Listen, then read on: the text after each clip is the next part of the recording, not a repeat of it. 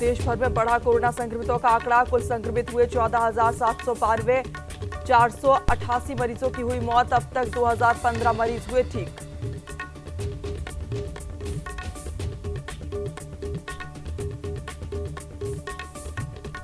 स्वास्थ्य मंत्रालय के संयुक्त सचिव लव अग्रवाल ने की प्रेस कॉन्फ्रेंस, कहा कोरोना वायरस को मात देने वाले जिलों की संख्या बढ़कर हुई 47।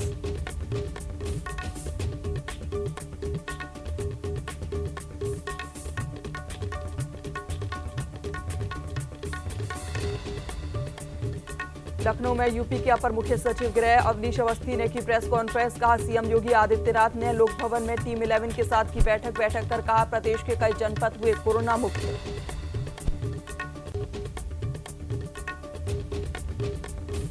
दिल्ली के सीएम केजरीवाल ने की प्रेस कॉन्फ्रेंस कर कहा कोरोना योद्धाओं की संक्रमण से हुई मौत तो मिलेगी 1 करोड़ की आर्थिक सहायता राशि।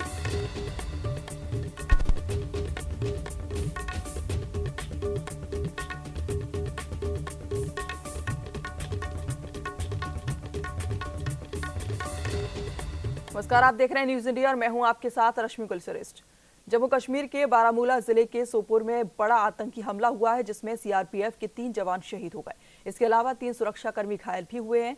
आतंकियों ने सोपोर में सीआरपीएफ और पुलिस की ज्वाइंट नाका पार्टी पर हमला किया था। वहीं इससे पहले शुक्रवार को भी आतंकियों ने जम्मू कश्मीर के पुलवामा जिले के नेवा में सुरक्षा बलों पर हमला किया था और सीआरपीएफ और पुलिस के संयुक्त कैंप को निशाना बनाया था।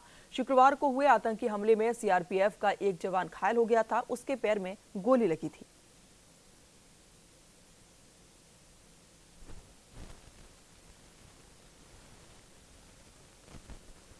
प्रदेश में कोरोना को खत्म करने के लिए राजस्थान सरकार लगातार प्रयास कर रही है, तो वहीं सरकार की ओर से जनता से लगातार सहयोग की अपील की जा रही है। इसके साथ ही प्रदेश में मॉडिफाइड लॉकडाउन को लेकर सरकार की तैयारियां जारी हैं, तो वहीं इसे लेकर राजस्थान सरकार के मंत्री राजेंद्र सिंह यादव ने कहा कि जनता से सरकार का और सहयोग करने की अपील की जा रही है। इसी को लेकर मंत्री राजेंद्र सिंह यादव से खास बातचीत की है न्यूज इंडिया संवाददाता रहमतुल्लाह खान ने। कोरोना महामारी के चलते राजस्थान में लॉकडाउन चल रहा है, तो वहीं मॉडिफाइड लॉकडाउन को लेकर के राजस्थान सरकार जो है पूरी तरह से तैयार है कि किस तरह से लॉकडाउन को मॉडिफाई किया जाए और जहां पर हॉट स्पॉट है उनको लगातार महा कर्फ्यू में ही रखा जाए। और राजस्थान में जो राशन सामग्री की जो वितरण किया जा रहा है राजस्थान सरकार की तरफ से, उस पर भी तमाम जो सरकार के मंत्री है और प्रशासन पूरी तरह से सक्रिय है। हमारे साथ मौजूद है राजस्थान सरकार के मंत्री हैं राजेंद्र सिंह जी यादव, जिनसे बातचीत करेंगे। राजेंद्र सिंह जी, मॉडिफाइड लॉकडाउन को लेकर के सरकार तैयार है, साथ ही राजस्थान के प्रवासी अन्य राज्यों में हैं, उनको लाने के लिए भी कुछ काफ़ी जो है तैयारियां की जा रही है। जी,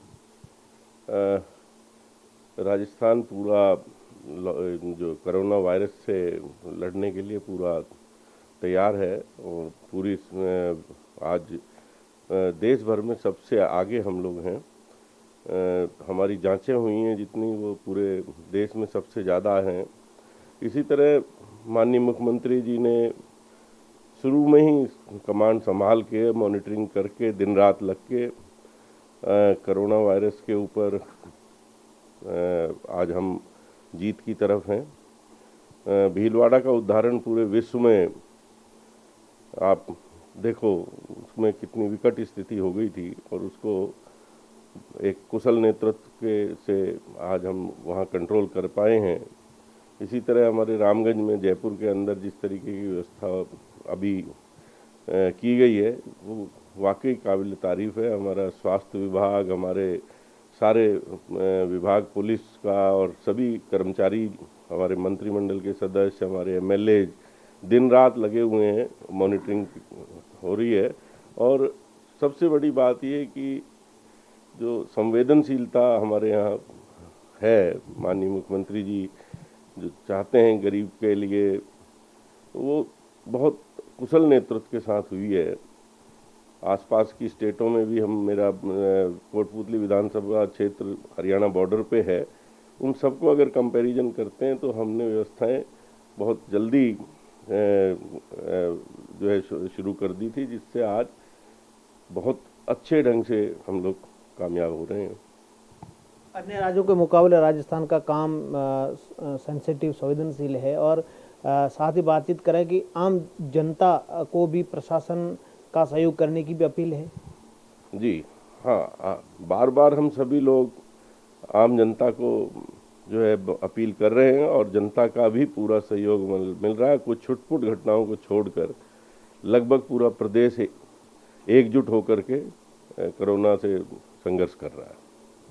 आप भी लगातार अधिकारियों के संपर्क में हैं और जनता से, आम लोगों से, जो मौजूद लोग हैं उनसे संवाद कर रहे हैं ताकि लगातार हम लोग संपर्क में हैं और व्यवस्थाओं की निगरानी हो रही है। हमारे जयपुर जिला कलेक्टर के साथ संपर्क में हैं। मैं यहाँ कोटपुतली से लेके दुद्दू तक जो हमारा विधानसभाएं हैं और डूंगरपुर, बांसवाड़ा, ये उदयपुर डिवीज़न, अलग अलग मंत्रियों के जो विभाग और जो उनका प्रभार क्षेत्र है उसकी लगातार सब मॉनिटरिंग कर रहे हैं। कल माननीय मुख्यमंत्री जी ने वीसी के द्वारा सभी मंत्रियों से और सभी डिपार्टमेंट के सेक्रेटरीज के साथ वीसी की थी, जिसमें सबको दिशा निर्देश दिए गए हैं। जो आगामी 20 तारीख से जो लॉकडाउन का नया रूप शुरू होगा, व्यवस्था जो चलेगी, उसके लिए हमने पूरी तैयारी कर ली है और निश्चित तौर पे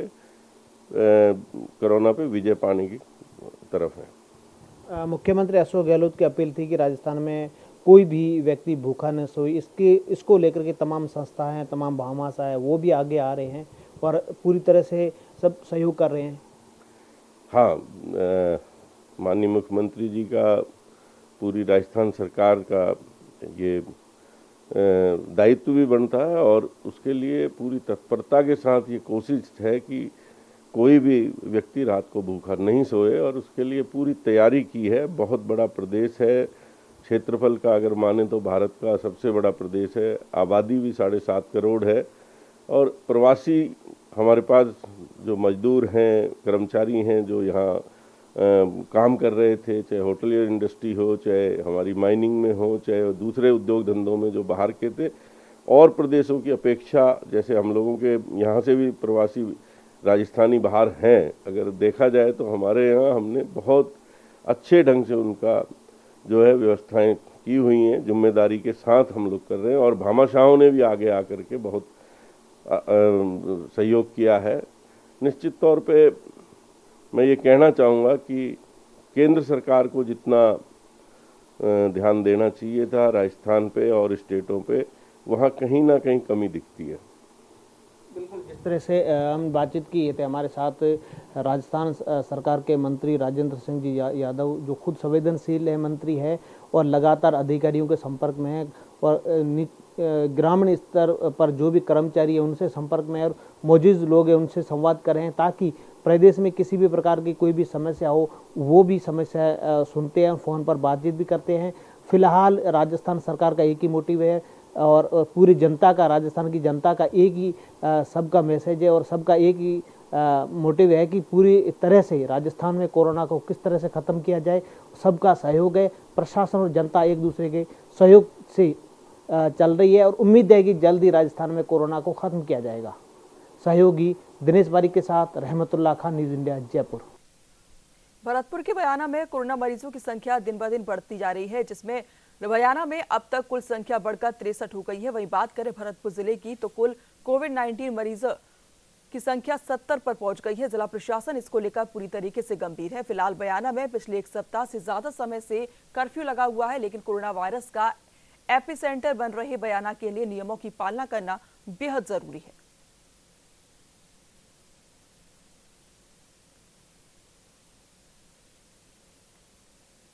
केस कोरोना वायरस के सामने आए हैं भरतपुर में, लेकिन आज जो 23 केस नए निकले हैं बयाना में, कसाईपाड़े के, जो वो पहले ही क्वारंटीन में थे और अब उनको दोबारा शिफ्ट करके दूसरी जगह क्वारंटीन में रखा जा रहा है। लेकिन मेरा जनता से निवेदन है कि जनता जब तक सहयोग नहीं करेगी पूरा, जब तक हम इस लड़ाई को नहीं जीत पाएंगे। मैं निरंतर संपर्क में हूं, चाहे वो चिकित्सा मंत्री हो, मुख्यमंत्री जी हो, मुख्यमंत्री जी हो, चाहे कोई CMHO हो या कलेक्टर हो, SP हो, अधिकारी हूँ उन सभी से संपर्क में हूँ, और जहाँ सैनिटाइजर की जरूरत है, जहाँ भोजन की जरूरत है या मास्क की जरूरत है, वो सारी चीजें उपलब्ध कराई जा रही हैं। लेकिन इसमें जैसे मैंने कहा, जनता को सहयोग पूरा देना पड़ेगा। कई जगह मैंने देखा है भीड़ है, रोज मैं राउंड लेता हूँ सिटी का, पुलिस वालों से देखता हूँ कितनी मुस्तैदी से काम कर रहे हैं, जनता से को भी देखता हूँ, पूछता हूँ उनसे कोई समस्या तो नहीं है, इक्का दुक्का लोग मिल जाते हैं शाम को। लेकिन ये खुशी की बात है कि इस पर जनता अब थोड़ी गंभीर होने लगी है। कोटा की रामगंज मंडी में सालों से बंद पड़ी खदान में शराब बनाई जा रही थी। पुलिस को इसकी सूचना मिली तो मौके पर पहुंची पुलिस ने कार्रवाई करते हुए 4 शराब की भट्टियां, ड्रम समेत कई सामान बरामद किया है। यह शराब माफियाओं ने शराब का अड्डा बना रखा था। वही कार्रवाई के दौरान शराब माफिया फरार हो गए।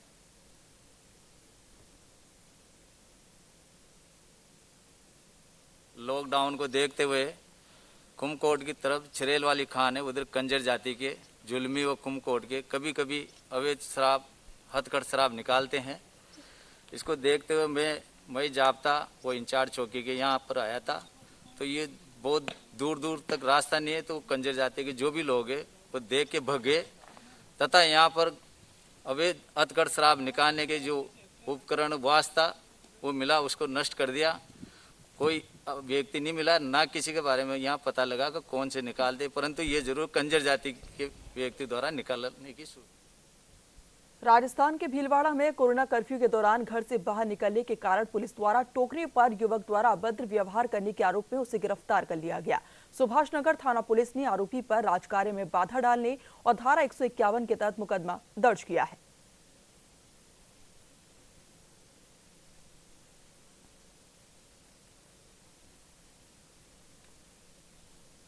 शहर में कर्फ्यू लगा हुआ है।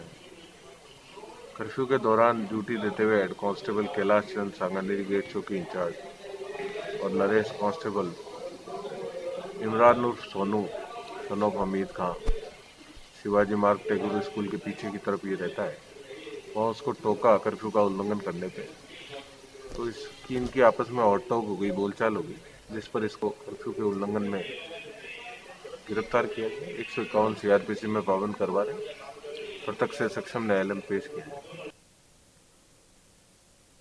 खबर बारा के मांगरोल कस्बे से है, जहां पर खान और गोपालन मंत्री प्रमोद जैन भाया ने मांगरोल कृषि उपज मंडी का दौरा कर मंडी में सरकारी तोल कांटे पर FCI द्वारा की जा रही खरीद केंद्र का निरीक्षण किया और कृषकों से चर्चा की। तो वहीं मंत्री ने मंडी में आने वाले काश्तकारों के लिए ठंडे पानी और छाया व्यवस्था के अच्छे इंतजाम करने के निर्देश दिए। इस दौरान मंत्री प्रमोद जैन भाया ने मंडी में काम कर रहे मजदूरों और हमालों को अपने हाथों से मास्क भी वितरित किए।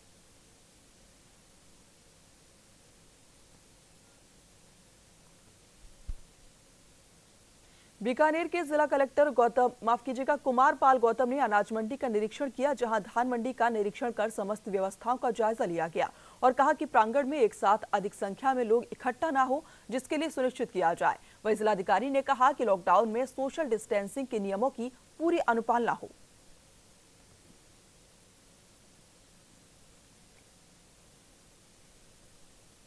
देश में कोरोना का कहर लगातार जारी है, जहां कोरोना संक्रमण के संदिग्धों को रखने के लिए शहरों में आइसोलेशन वार्ड बनाए गए हैं, तो वहीं कई वार्ड ऐसे हैं जो कि नियमानुसार कभी भी संक्रमित रोग के लिए काम में नहीं लिए जा सकते हैं, लेकिन फिर भी नियमों को ताक पर रखकर अस्पताल प्रशासन की ओर से अस्थायी कोरोना आइसोलेशन वार्डों में परिवर्तित किया गया है।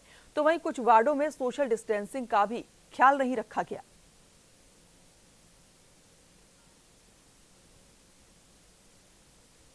दौसा जिले में लालसोट कोरोना नया हॉटस्पॉट बनता जा रहा है। लगातार आ रहे कोरोना पॉजिटिव मरीजों को देखते हुए आज उद्योग मंत्री प्रसादी लाल मीणा लालसोट पहुंची और पंचायत समिति सभागार में कोरोना वायरस को लेकर अधिकारियों की एक बैठक ली।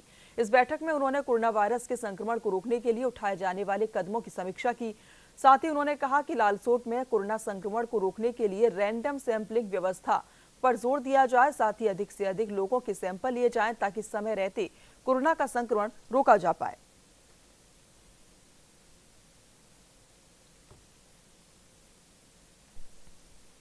अंबाला में स्वास्थ्य विभाग की मेहनत रंग ला रही है। जिले में कुल 7 कोरोना पॉजिटिव मरीज थे, जिनमें से 2 मरीज पहले ही ठीक होकर अपने घर जा चुके हैं और एक और कोरोना पॉजिटिव मरीज जो जिले के पहले कोरोना पॉजिटिव मृतक के संपर्क में आई थी, वो भी सकुशल ठीक होकर घर भेज दी गई है।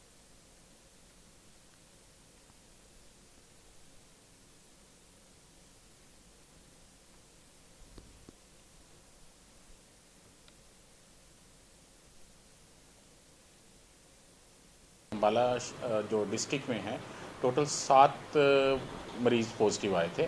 उनमें से हम 3 जो हैं डिस्चार्ज होके सकुशल घर जा चुके हैं और 2 तो 4 दिन हो गए हैं पहले गए थे और ये जो थी एक डेथ हुई थी पीजीआई में, उनकी रिलेटिव थी और ये मौलाना मेडिकल कॉलेज में दाखिल थी और इनको कल छुट्टी दे दी गई है 2 रिपोर्टें आने के नेगेटिव आने के बाद एंड उनको होम क्वारंटाइन के लिए कर दिया गया है। 14 दिन वो होम क्वारंटाइन में रहेंगी।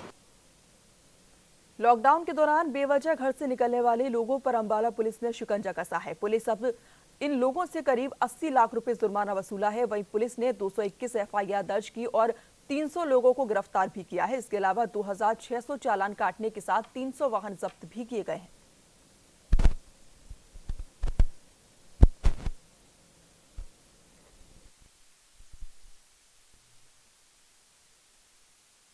जब से लॉकडाउन हुआ है हमारे डिस्ट्रिक्ट अम्बाड़ा में आज तक 221 एफआईआर दर्ज हुई, जिसमें 300 के करीब जो है पर्सन अरेस्ट किए और इसके अलावा जो चालान किए हुए हैं लगभग 2600 चालान किए हैं और जिसमें 300 के करीब जो हैं व्हीकल इम्पाउंड किए हैं।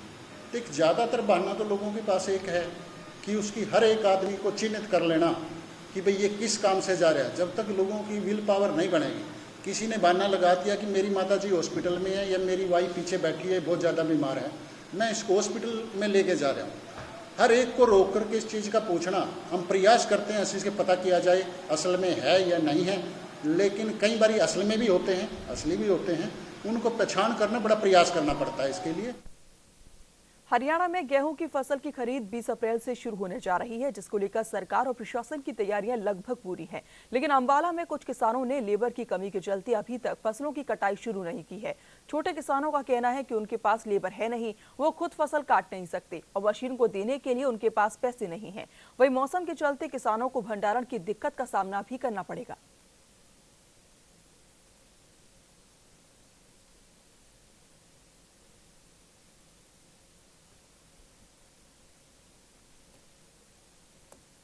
जी फसल की कटाई के बारे इस तरह है भाई जड़ा है छोटा जिमीदार हूँ तकरीबन जो लेबर की दिक्कत है, लेबर उस को है नहीं, आप वो कट नहीं सकता, फैमिली मैंबर कट हैं तो मशीन की जी है वो छोटे जिमीदार को वैसे तो मशीन आके राजी कोई नहीं, किले अद्धे किले से या 2 किले से तो जे वो आए भी तो हूँ छोटे जिमीदार तो इतनी भी नहीं उसको भाई मैं मशीन की कटाई के पैसे भी दे सका, उहदे को समर्था कोई नहीं। फसल का यही कारण है मौसम की खराबी और दूसरा लेबर नहीं है, तो लेबर अपने बिहार चलेगी सभी लेबर के बगैर बहुत जो है भी है थोड़ी बहुत लोकल लेबर है जो वो बहुत उनका रेट ही हाई कर दिया बहुत उन्होंने, जो किसान उसको अफोर्ड नहीं कर सकता, क्या करेगा किसान। मशीन भी बहुत रेयर मशीनें हैं यहाँ हरियाणा में वैसे ही कम है, तो पंजाब से नहीं आ रही मशीनें अभी, कोई क्या करेंगे। बस दूसरी अगर कट भी गई चलो मान लो मशीन किसी ने उपलब्ध करा भी ली तो स्टोरेज की जगह नहीं है, छोटे छोटे तो घर हैं किसानों के, क्या करेंगे हम।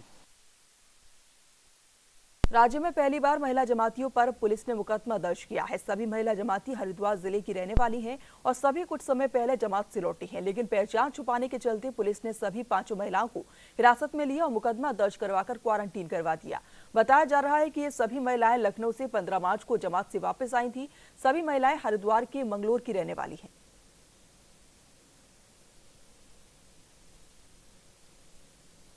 जमात के टोटल मुकदमे तो बाकी डाटा हमने आपको पहले भी दिया था कि करीब 45 मुकदमे थे वो। हाँ, 307 के मुकदमे हमारे पास 45 व्यक्तियों के खिलाफ थे, मुकदमे 18 थे, 307 के मुकदमे हमारे जो है 8 व्यक्तियों के विरुद्ध दर्ज हुए हैं, सभी के सभी हरिद्वार जनपद में हैं। कल मंगलौर से 5 महिलाओं के विरुद्ध भी मुकदमे दर्ज हुए हैं, किंतु वो 307 में न करके वो लापरवाही की धाराएं और डिजास्टर मैनेजमेंट के एक्ट की धाराओं के अंतर्गत दर्ज हुए हैं। लॉकडाउन के चलते मस्जिद में साथियों के साथ जबरदस्ती नमाज पढ़ने को लेकर मंगलौर बसपा के पूर्व विधायक हाजी सरवत करीम अंसारी ने मस्जिद के मौलाना के साथ मारपीट कर गंभीर रूप से घायल कर दिया। मौलाना की तहरीर पर पुलिस ने हाजी सरवत करीम अंसारी और उनके साथियों सहित 20 लोगों के खिलाफ अलग अलग धाराओं में मुकदमा दर्ज किया है। आपको बता दें कि मंगलौर कस्बे में स्थित एक मस्जिद पर केवल साफ सफाई और अजान के लिए ही 5 लोगों को रखने के लिए मंजूरी मिली थी, जिसके चलते देर रात पूर्व बसपा विधायक हाजी सरवत करीम अंसारी अपने साथियों के साथ जबरदस्ती मस्जिद में नमाज पढ़ने के लिए पहुंच गए।